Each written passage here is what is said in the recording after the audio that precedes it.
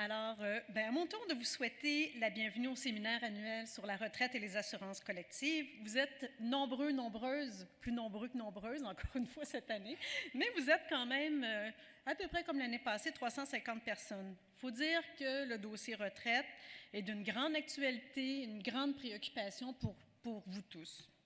J'aimerais, pour commencer, souligner la présence de quelques vice-présidents de la FTQ. J'ai vu Simon Berlin qui est arrivé tout à l'heure, Anouk Desjardins, nouvelle... Anouk, j'ai dit Annick. Anouk, je ne sais pas où elle est, Anouk Collet. Il y a Denis Dumouchel aussi qui est ici, alors bienvenue à vous tous. Et j'aimerais aussi souligner la présence d'à peu près l'ensemble du comité retraite et assurance, que je ne vais pas nommer, mais qui sont un peu partout dans la salle. Alors, merci d'être là, puis merci de votre soutien. Alors, le thème de cette année, c'est pas le temps de retraiter, agissons. C'est surtout pas le temps de battre en retraite. C'est peut-être, puis là, j'ai vu plusieurs retraités dans la salle, c'est peut-être le temps de partir à la retraite pour plusieurs d'entre vous. Mais pour nous tous, on doit plus que jamais être actifs. Il faut vraiment être très préoccupé concernant nos régimes de retraite, concernant notre filet social en matière de protection de vie à la retraite pour nos aînés. Il faut et il faudra démontrer beaucoup de détermination, beaucoup de volonté pour maintenir des régimes de qualité qui permettent de fournir un niveau de vie adéquat pour l'ensemble de nos membres. 2013-2014, on peut dire que le contrat social a été très fragilisé. Contrat social qui a été mis en place dans les années 60, et ce, pour plusieurs raisons, des bonnes et des moins bonnes. On peut parler des pressions démographiques, je pense que Evelyne va nous en parler tout à l'heure. On peut parler des déficits actuariels qui, soit dit en passant, sont en train de se résorber. On peut parler des nouvelles normes comptables. Et on peut aussi parler du lobby, les lobbies de toutes sortes qui reçoivent malheureusement une oreille attentive de nos gouvernements. On assiste aussi à une tendance lourde qui vise à faire reposer, puis Daniel en a parlé, à faire reposer sur les épaules des individus la responsabilité de l'épargne pour la retraite. On doit vous dire que ça fait l'affaire des institutions financières qui en font leur chou gras, et pas plus tard qu'hier, je voyais dans une revue de finances la financière Sun Life qui écrivait un article qui vantait le RVR comme moyen d'ouvrir une porte, d'avoir accès à un nouveau marché au niveau nouveau marché avec les travailleurs, puis d'autant plus, il citait dans l'article le fait que, vous savez, c'est obligatoire ce régime-là. Donc, l'industrie financière est très, très, très, très heureuse de l'arrivée du RVR. La crise de 2007-2008, même si ça nous semble loin, a eu des lendemains qui déchantent, on le sait. Beaucoup de travailleurs, travailleuses ont dû reporter l'âge de la retraite ou retourner au travail. Puis ça, on en voit les conséquences encore aujourd'hui chez Walmart et chez les Renault Dépôt de ce monde. Dans le contexte, une bonification au régime public, comme le réclame le mouvement syndical, le mouvement communautaire, est plus que nécessaire et urgent. Au niveau des régimes d'employeurs, le problème était tellement grand qu'on a mis un chantier en place pour essayer de sauver les meubles. Il ne faut pas oublier que derrière le problème entre guillemets des régimes de retraite, il y a toute la question des droits acquis de chaude lutte. Pour que le pacte social se concrétise, il faut que les partis respectent leur engagement.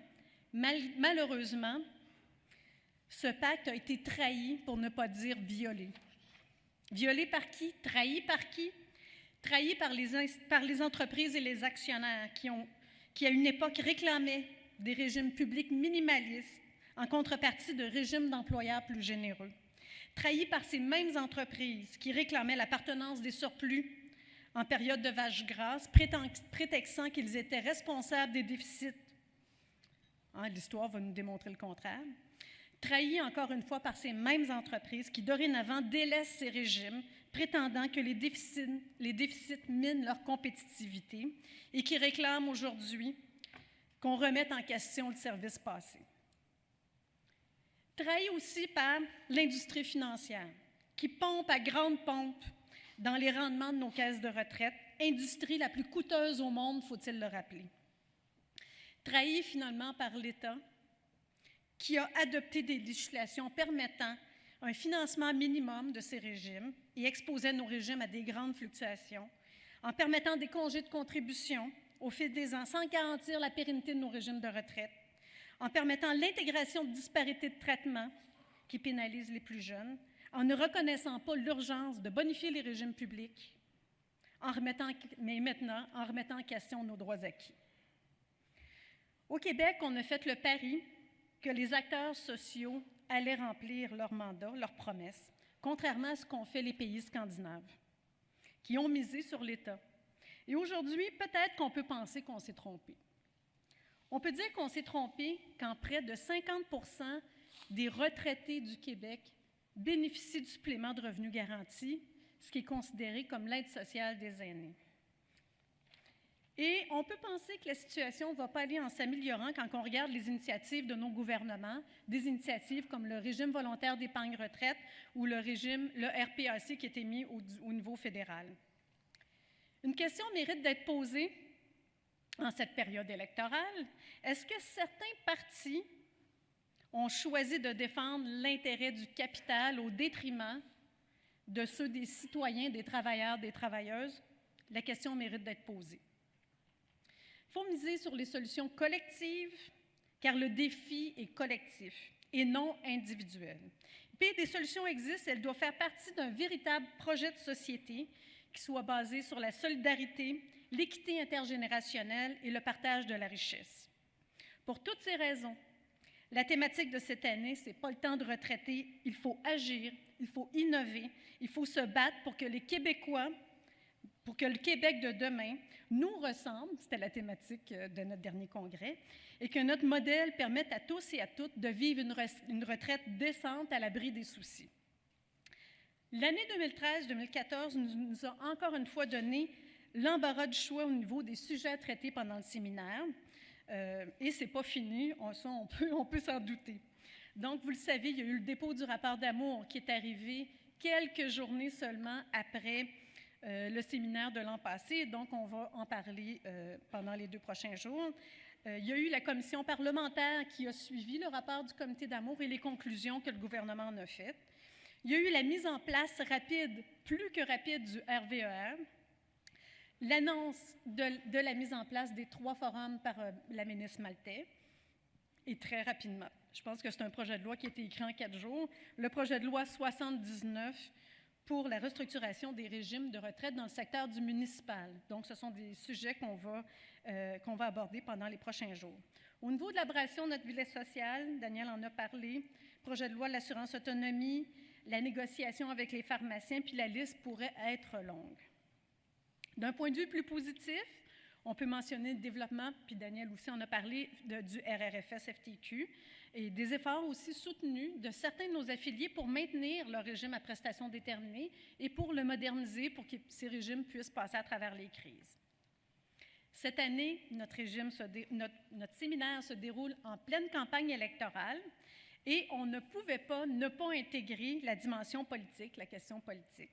Donc, on vous a réservé une petite surprise pour la fin de journée à 4 heures aujourd'hui. C'est vraiment un ajout de dernière minute. On a décidé d'inviter 3 candidats des principaux partis qui vont venir nous présenter leur vision de l'avenir de la retraite. Donc, il y aura Agnès Maltais, qui est candidate du Parti québécois dans Tachereau. Il y a Agnès Fontecilla, candidat de Québec solidaire dans Laurier-Dorion, et Stéphane Le Bouillonnec, candidat de la CAQ dans la Prairie. Le Parti libéral, comment je pourrais dire ça? Le Parti libéral n'a pas répondu positivement à notre invitation.